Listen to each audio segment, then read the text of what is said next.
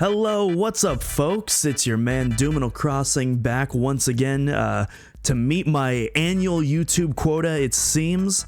But yeah, funny story. I'm actually hard at work on another video right now that I plan on releasing in a couple of weeks, November 15th to be exact.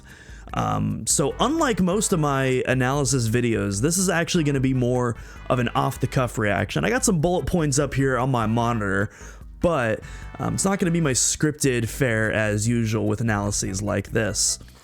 But yeah, also regarding the Nintendo Music app, I do not have a way to capture that app off my smartphone, and my emulator on my PC BlueStacks, it can't run the music app without crashing, so we're going to be using someone else's footage. You're probably seeing it right now with the channel credits somewhere there, wherever, somewhere on top of the video. But yeah, let's just get into it right now. Nintendo Music, I don't know, man, this is pretty huge for me. You know, me and a bunch of other Nintendo fans for a while, you know, we've been seeing Nintendo, you know, make so many, you know, copyright claims on all these videos and whatnot, and we've been going, man, Nintendo is so weird about their music. If they, you know, are gonna copyright claim all this, why can't they just release it on their own? And, you know, Nintendo is being weird about their music, and now they're still being weird about their music, but in a little bit of a less derogatory way now. So let's get into that. Yeah, so Nintendo Music is basically an exclusive app where you can stream Nintendo's catalog, not just their modern stuff, but also their classic stuff going all the way down to the NES and Famicom, which is really nice. And yeah, right now I think we have like what, 22 albums, and then more are going to be coming down the line. We already got a few. F-Zero X really excites me, in my opinion. We'll talk about a little bit about that later, but there's definitely some big potential for games like that I'll get to in a moment.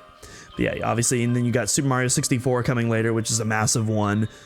I believe Skyward Sword's another big one coming from the Wii. So yeah, there's definitely a lot of planned content coming, and it basically comes free with your NSO subscription. And I think with that, we may as well just may as well just segue into the positives of this app right off the bat.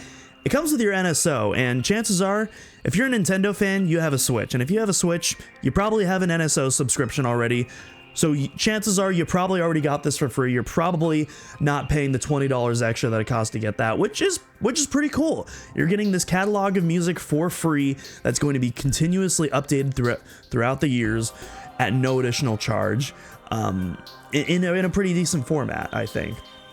Because the app itself, it's got really good navigation, I think. It's got a ton of curated playlists, not just by game, but also by very obscure topics within the games themselves, or even video games in general. Like maybe you'll have, I was checking out the Mario Kart songs on there, and you know, one of the playlists that they have is like a classic Mario track course playlist, which is super obscure, but I like that it's there. I like that that's a thing there. And then of course you can create your own playlists as well. You can share your playlist with other users, and even individual songs too. So that's pretty cool. Those are about the standard features you'd expect from a music streaming service, but you know, you can't really always expect, you know, you can't always take those standard features for granted when it comes to Nintendo, so I'm happy that stuff like that is there. But let's talk about stuff that is unique to the app, which I really like as well. And also, again, this is off the cuff, so I might, you know, go off on tangents here and there. A lot of these points that I'm talking about in this review are not necessarily exclusive to me. You've probably heard a lot of other reviewers talking about the exact same things that I did. So yeah, I don't know if I have that much unique to say. I'm just giving my own perspective, you know, as an audio engineer myself. But yeah, let's talk about a couple of the exclusive features, and these were a couple of features that Nintendo themselves highlighted in their reveal trailer. The extended play and the spoiler toggle are, I think, actually kind of brilliant. I really like that, as because those aren't really features that make sense in a traditional music streaming platform, but it does make sense in the contents of game music, and it's one of those things that I would have never personally thought to include, but when you think about it, it makes so much sense. You know, you have a new game coming out, and you know, you don't want you don't want to hear any of the new music from that game, or you don't want to like accidentally see a song title that gives away like a major plot point, well, you can mark that as a spoiler and it'll be completely wiped from the app. That's a really nice quality of life feature, I think. And then the extended play feature, I mean, you know, you go on YouTube and, you know, you see all these fan uploads of, various Nintendo themes, 30 minutes, hour long, sometimes even 10 hours long. And while you can't do the 10-hour option, not yet at least, you do have the option of extending most of these tracks to 15, 30 minutes and an hour, which, again, not something that doesn't make sense in the context of traditional music that totally works for looping video game music that, a ton of people are going to get a lot of use out of. So I think that's a really good feature. One thing I do think could be improved upon on that, though, is having to toggle the option on every single song individually when it changes. I think it was either GVG or Nintendo Life that said it in their video as well. But it would be really nice if that was, kind of like a toggleable setting, like shuffle mode, for example. You don't have to retoggle shuffle every time a new song is selected. You put shuffle on and all of your songs are immediately shuffled. I think that would make more sense for like the extended songs as well. And so I hope that's a change that comes in the future, but as it stands right now, still pretty cool. And yeah, overall, I think a really solid app. Those are the positives. Next up, I have my mixed reaction category, which I guess in a sense, extended play could count as that, because I do think that could still use a slight improvement. But by and large, I think the positives of that outweigh like the minute details I think can be improved. This mixed category is like genuinely like a 50-50 for me. So first up, we have the artwork. Now, a lot of people seem to really enjoy the artwork style of how the music is presented, where, you have the game cover as like the main representative, and then each individual song has like a screenshot representing that portion of the track. And maybe it's just my more traditional music sensibilities. I think the concept is neat, but I think I would just prefer having like a traditional album cover represented throughout, and I kind of wish there was an option to display that. I think the I don't know, there's something about having the game art there that just kind of looks a little bit wonky, unkept, and and kind of janky, if you will. That's just me, at least. A lot of people seem to really enjoy that, so I don't want that feature to be taken away by any means, but I do wish there was an option to just display the album covers throughout each track. Just a personal preference. And then a much bigger one, and this one's kind of been a roller coaster for me, but let's talk about the audio quality of this app. So according to the website, all the music is streamed in a few different formats. You have 108 kilobits. I should have checked my my docket here to double check, but I'm pretty sure. Let's check here. No, not a 108. So I'm glad I checked this. Yeah. So you have three quality modes. You have the data saving mode, which is 64 kilobits per second. You got balance mode, 192 kilobits per second. I don't like it, but most people are probably going to be fine with that. And then you got high quality, which is 320 kilobits per second, which is the industry standard. So that's pretty good. That's officially from Nintendo's website, so we know those are the three quality bitrate qualities that you can expect from the app. And then this, the general consensus within the VGM community seems to be that the container used for this is going to be AAC format, which I think is really good. MP3 is insanely outdated and, in my opinion, should not be the default industry standard. AAC takes up less file space, it's higher quality. There's absolutely no reason to use MP3 anymore. It is outdated. Please stop using MP3. Oh my god.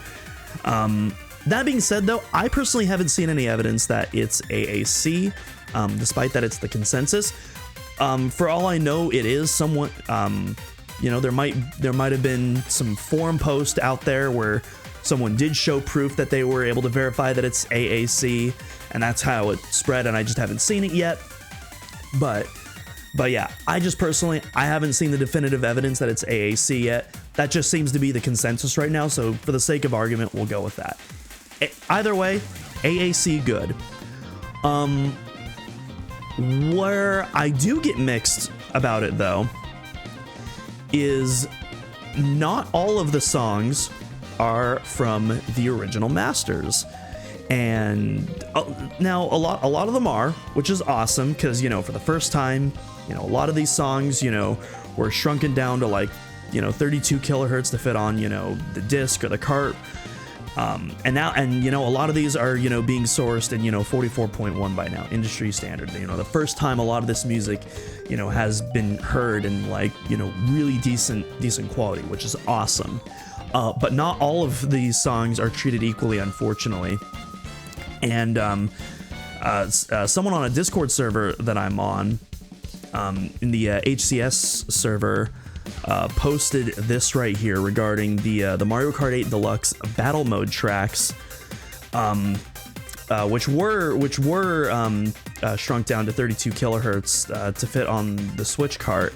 And unlike the base game Mario Kart 8, there was no soundtrack release of that. So for the longest time, these have only been available in that 32 kilohertz format. And unfortunately, with the graph shown here, it still does not top out over that. We're still only getting 16 kilohertz frequencies on this. This is an example from Lunar Colony right here. I'm just kind of rambling my words at this point, but yeah, it's kind of a shame. I was really hoping, because like the booster course pass, when those were added with much higher quality tracks, the 48 kilohertz window. But yeah, these battle mode tracks specifically in the base Mario Kart 8 Deluxe release, those were still at 32 kilohertz, and it seems like those are still the files that are being used in the music app, which is really disappointing. And so there do seem to be some exceptions on which tracks. Not all of them are original masters. I was really hoping it would be consistent across the board. So yeah, I hope that gets updated eventually. I have to imagine Nintendo still has those original masters on their database before they've been shrunken down, but yeah, not great. So that's the mix category. Let's get to the bad now. Let's get the obvious one out of the way. The music is exclusive to the app. Not great. Kind of expected. I think we all kind of expected, if Nintendo were ever to go this route, this would probably be the route they would go. But yeah, they did it. This is the only way to do it now. Obviously, at some point down the line, the VGM community is going to figure out how to rip those songs, and so those songs will eventually get out in the wild. But even though that's how I like to listen to a lot of my music, most people like to listen to their music via YouTube or Spotify. Even though those aren't my preferred platforms, that is most people's preferred platforms. And it's a shame that there's no official capacity to be able to stream to those, or even stuff like Amazon Music or Bandcamp, which I would be totally for. I love Bandcamp. So, but yeah, and then those few CD releases that we do get are probably still going to be exclusive to Japan, I would imagine. And so, yeah, expected, but still not great that this is the exclusive way to officially experience most of this music.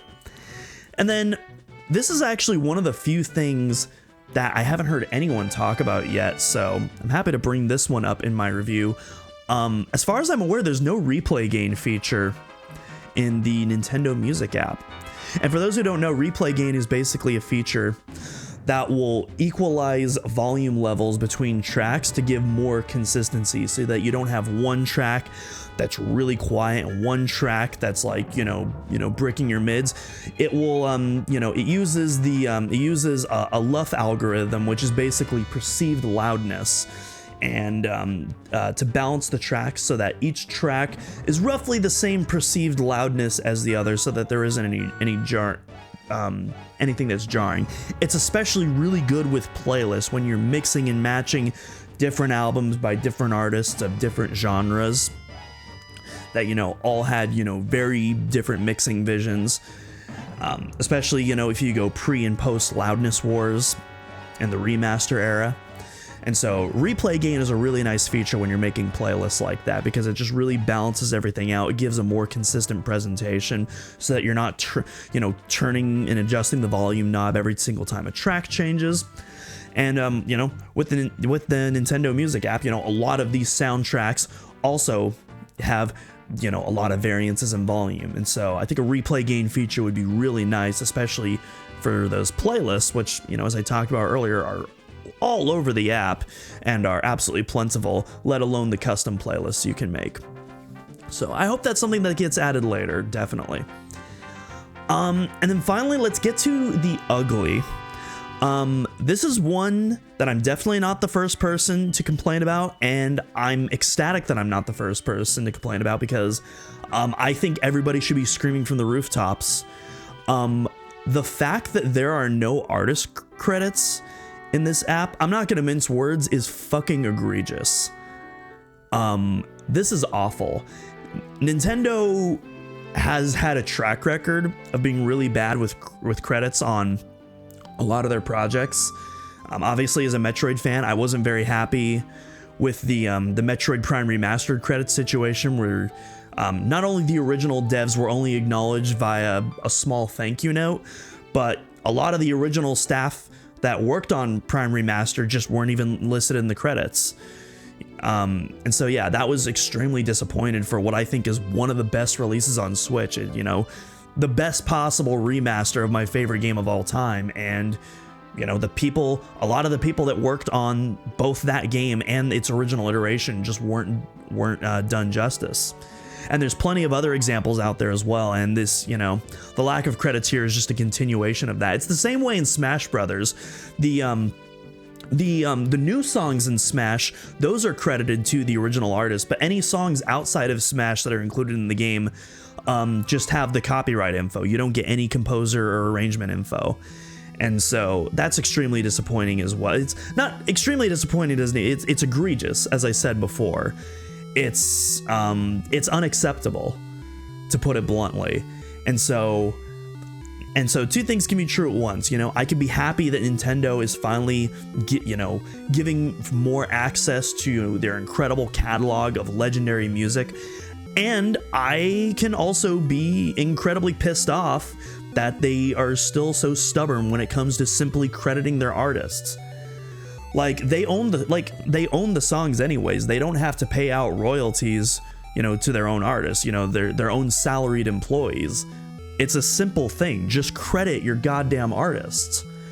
So definitely that of all the things in the app, that's definitely my biggest issue with that. That's the first thing that needs to be addressed above all else. Yeah, no credit information at all whatsoever. It's just simply inexcusable. So yeah, that's my summary of the app. Before we head out though, I do want to talk a little bit about some questions I have regarding the future of the app that might dictate my future opinions as we move forward. So we talked about earlier, obviously we have about 22 albums right now. We're gonna get more down the road. We actually just got Super Mario Bros. Wonder today, and according to the Japanese account, we're getting our next batch of music sometime next week. But the question that's on everybody's minds is it going to be a drip feed? And I think we're all kind of expecting somewhat of a drip feed, but like, is it going to be as bad as it is with NSO, where it's like once a month, maybe twice a month if you're really lucky, you know, you get like somewhere between 2 to 4 games. You know, is it gonna be like that, or is the frequency going to be a little bit bigger? Is it going to vary? If we do get like a large frequency, how long is that going to last before it turns into a drip feed? Will we get good frequency for a year, 2 years, 3 years? You know, with so much music to be added, way more way more music to be added to the service than games that need to be added to NSO. I would hope that the frequency is going to be much faster because, I mean, the catalog is practically endless. So yeah, that's one question that's on my mind. And kind of in that same realm is new release parity. So Mario and Luigi Brothership comes out next week, I believe, and one thing that's on everyone's minds, for good reason, is will that soundtrack release day and date on the app, or at least like within a day or two of that game releasing on the app? And if so, would that also apply to other future releases? Again, I feel like this is a no-brainer. I feel like absolutely they should. All new releases moving forward should be released on this app day and date. Again, especially with the spoiler toggle feature, you already have that there, so that takes care of that.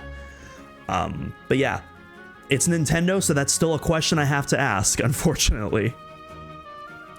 And then another thing that people have been discussing is mass copyright takedowns. Now, obviously, Nintendo is no stranger to copyright takedowns, especially in the realm of their music. And a lot of people are understandably wondering if Nintendo is going to get a bit more aggressive on that front now that they've released this music app. And, you know, that's an answer that we don't know, and we might find out relatively soon about that. And then also, what is the scope of those takedowns going to be? Is it just going to be standalone music? Will they start going after people who use Nintendo music in the background of their videos, like I'm doing right now? I personally don't think they'll do the latter, but again, I don't know. I don't know. So that's a very important question that we're all asking. And then the last question that I have is Super Smash Brothers. Now, what makes Smash Brothers unique in particular is from Brawl onwards, its use of third-party music. And so I feel like Smash 64, Super Smash Bros. Melee, those are probably going to be given on the app at some point, since those don't have any third-party music. But is Nintendo going to attempt to license out those third-party songs for Brawl, Smash 4, and Ultimate? I personally hope so, especially in the realm of Ultimate, because Ultimate's audio quality is abysmal, and assuming that they don't just rip those tracks like they did with the Mario Kart 8 Battle Mode tracks, assuming that we do get the original masters, I would be ecstatic to finally be able to hear Ultimate's incredible music in, you know, decent audio quality for the first time. And so I certainly hope that that's a thing that happens, but it's also a possibility that it might not happen because of those third-party songs. But that's a big question that's on my mind too. Is it possible for us to get Super Smash Bros. Music from Brawl onwards? And if so, will it have the third-party music? Because honestly, that's another option they could do. They could include those three games, but only include the first-party music and just omit the third-party songs, which would be incredibly lame, but it's Nintendo. That's a possibility. Anyways, yeah, that about wraps up everything I have here. Those are my final thoughts. Stay tuned for November 15th for a very special celebration of a special anniversary. In the meantime, I'm looking forward to seeing the future of the Nintendo Music app. This is a huge step for Nintendo. Credit your composers.